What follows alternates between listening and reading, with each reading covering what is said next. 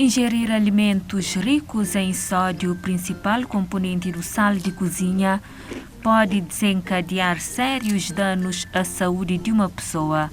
Apesar de ser importante para o nosso organismo, o seu uso em excesso está relacionado com problemas cardiovasculares e renais principalmente.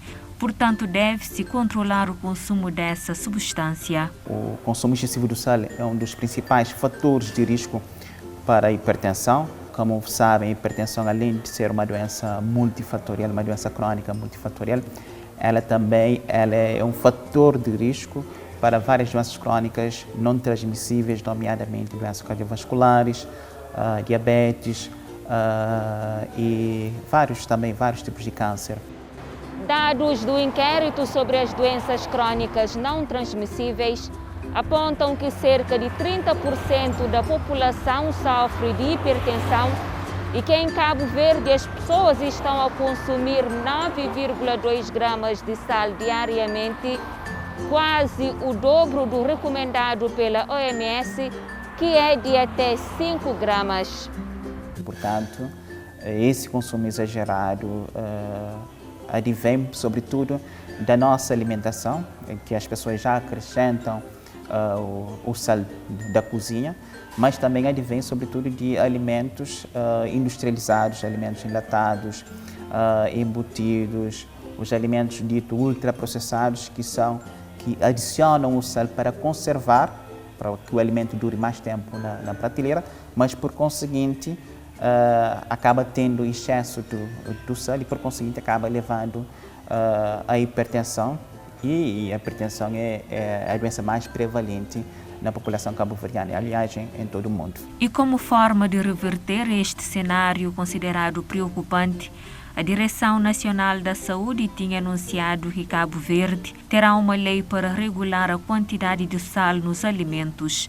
O nutricionista Ricardo Mendes espera que essa pretensão venha a se concretizar. Se surgirem políticas públicas que vão, de alguma forma, restringir a disponibilidade de alimentos com alta concentração do sódio, é extremamente relevante porque vai ajudar, de alguma forma, a diminuir esse fator de risco, né, o excesso do sódio, e, por conseguinte, diminuir as doenças cardiovasculares. E depois, certamente, pensar em políticas fiscais, aumentar o imposto sobre esses alimentos, a taxa alfandegária, enfim, são iniciativas também que outros países estão fazendo.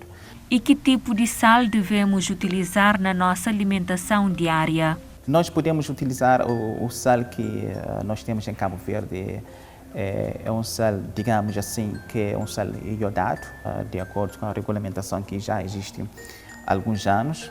É um sal, digamos, natural que nós podemos utilizar para dar um pouquinho de sabor, mas nem tanto. Nós também devemos lançar mão dos temperos que são naturais, por exemplo, como coentro, manjericão, alecrim, cebola, alho. Eles também dão sabor aos alimentos. Conforme recomenda o especialista, as pessoas devem ter atenção com a rotulagem dos alimentos, por forma a saber qual a quantidade do sal de um determinado produto alimentício. Na tabela nutricional você vê que aquele produto, por exemplo, tem 1 grama ou 2 gramas e já ele está com excesso de sal.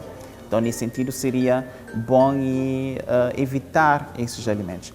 Também uma forma de diminuir o consumo de sal é evitar, por exemplo, de colocar muito sal na comida, ok? Evitar, por exemplo, colocar caldo quinor, goia, entre outros temperos que são industrializados porque acabam tendo excesso de sal. Optar mais por alimentos naturais, então comer mais frutas, verduras, legumes, evitar os alimentos enlatados, embutidos, como mortadela, que nós estamos vendo aqui muito em Cabo Verde, batatas, aquelas batatas pré-preparadas e refrigerante também contém quantidade de sal, de sódio. Portanto, é pensar mais em voltar às origens, em consumir os alimentos mais natural possível, evitar os alimentos industrializados, ultraprocessados. E nós sabemos que aqui em Cabo Verde nós e importamos 80% dos nossos alimentos, e muitos desses alimentos que nós importamos são os alimentos que têm uma quantidade excessiva de sal na sua composição. Ainda de acordo com o nutricionista, é necessário a sensibilização da população para a adoção de um comportamento saudável, incluindo uma alimentação equilibrada juntamente com a prática de atividade física para evitar as doenças crônicas não transmissíveis.